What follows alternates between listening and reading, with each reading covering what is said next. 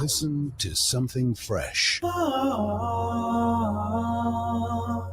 Listen to Salam Media. The time is just gone 12 minutes to 9 a.m. We continue with News and Views this morning. And it's a time of the week where we bring you Crime Talks. This is a weekly edition with eThewini Secure. And this morning, we join on the line by Lungelo Zulu, a youth desk chairperson at KwaZulu-Natal, KZN. Lungelo, good morning to you and welcome to the show.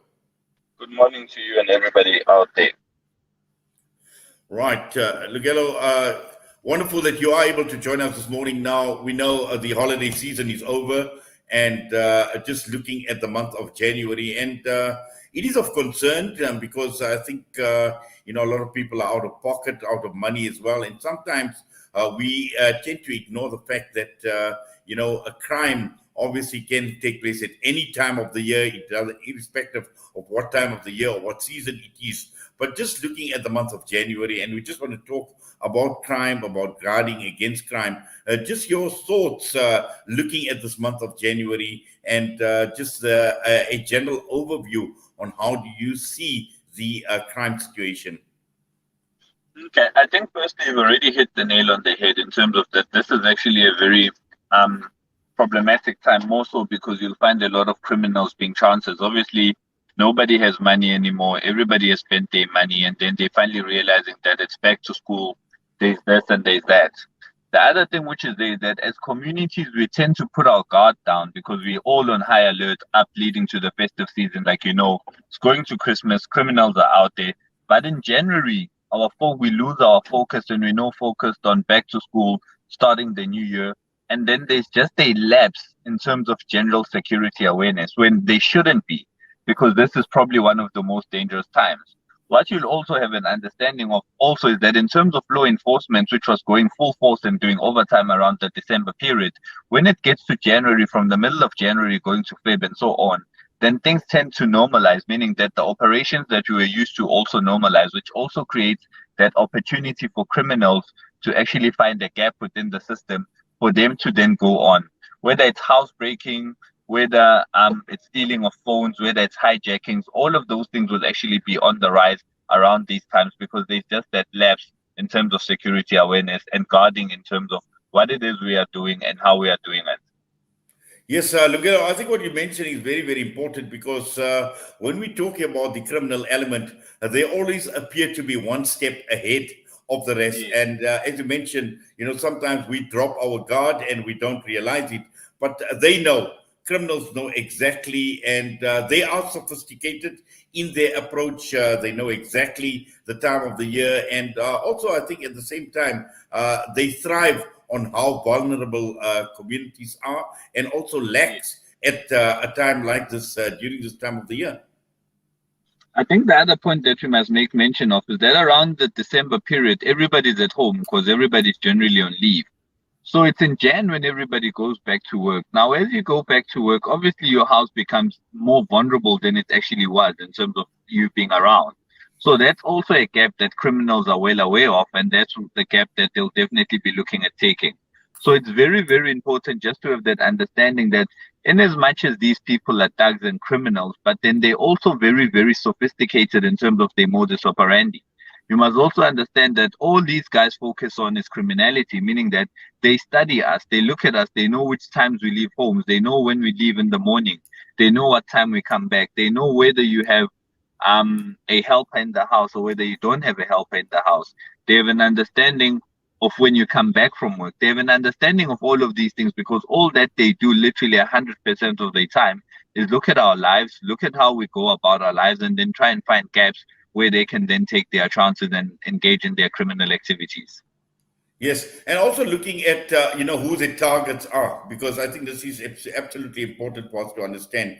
Because like I mentioned, people that are vulnerable, but also as you mentioned, is they've done extensive research. They know exactly who to target, when to target, and at what point in time. I think the other thing to remember is that a lot of people have now become unemployed. Now, as that has happened now, some of these people who have become unemployed, it's guys, whether they were working for alarm companies, whether they were working for car manufacturers, whether they were working for steel fabricators, but these are guys which have actual skills. So when they need to break into your house, if a guy was working for a burglar alarm company, then they know what to do in order to disarm it. So they have various skills, and all of those skills, because of the riots and some of the jobs that have been lost, all of those people now have access to criminal elements.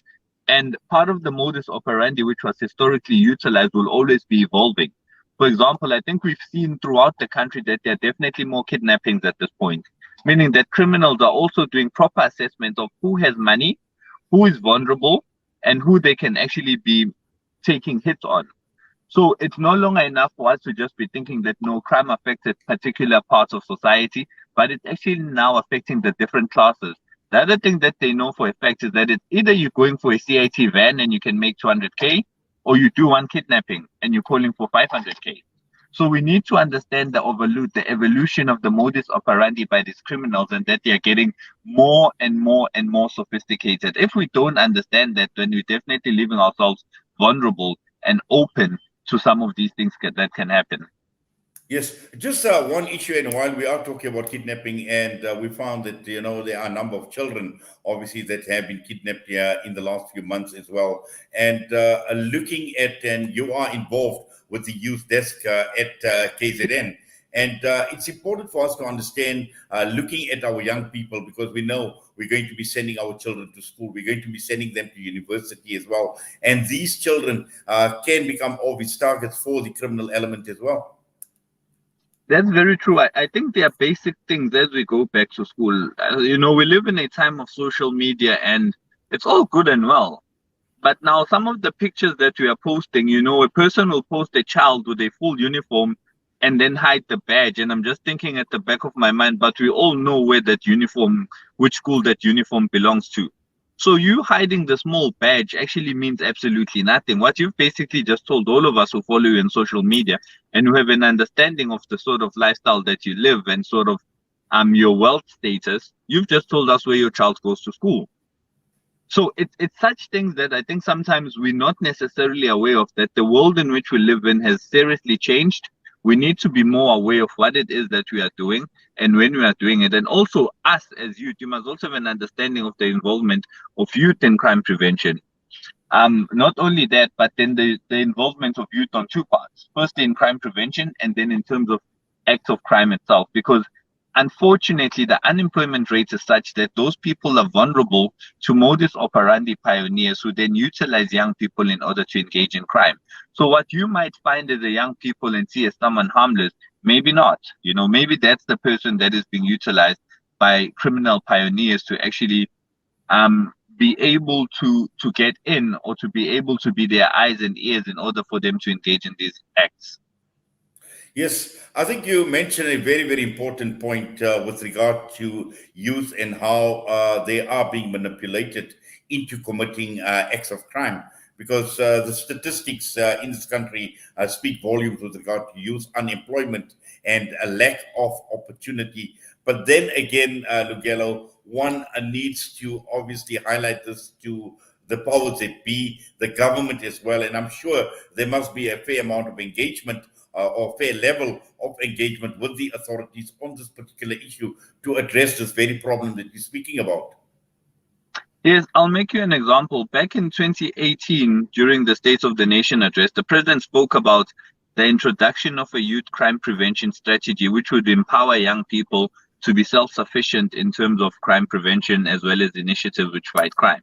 Now, part and parcel of that strategy, by the way, which has been finalized and which was launched last year in the Northwest, is that it also speaks of developmental crime prevention. Now, what developmental crime prevention speaks to is that let us develop young people, let us bring some form of normality to their lives, whether it's through sports, through business opportunity, or whatever else which is out there, so that they don't find themselves in a lull, or they find themselves in a space where they can be open to being influenced or manipulated in terms of criminal activities. However, if there's no normalization in society and things are just not normal, tennis courts are not working, soccer fields are not working, young people are not engaged in sports activities, young people are not engaged in any form of opportunity, then unfortunately they do find themselves vulnerable. But having said that, that is not an excuse for a person who finds themselves in hard times to engage in criminal activities.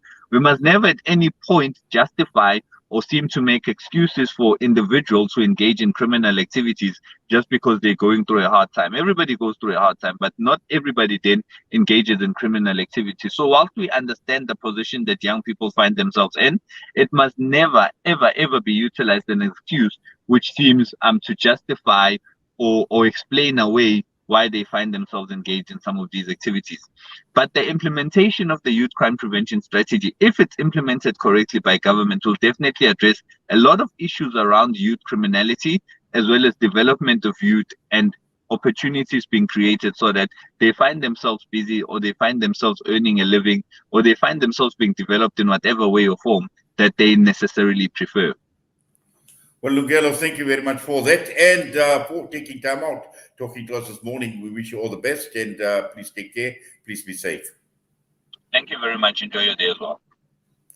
Lungelo Msomi Zulu was us this morning, and he is with the youth desk at KZN, and just looking at crime. And this has been our weekly edition brought to you by eThewini Secure. It is the month of January. Let us not take things for granted. Let us take the necessary precautions to stay safe, to keep ourselves, our families, our possessions, our belongings, all of that. We make dua that Allah subhanahu wa ta'ala grant us safety. And with that, we headed towards 9 a.m. A lot more to talk about from now right until 10 a.m. on News and Views right here on Salam Media.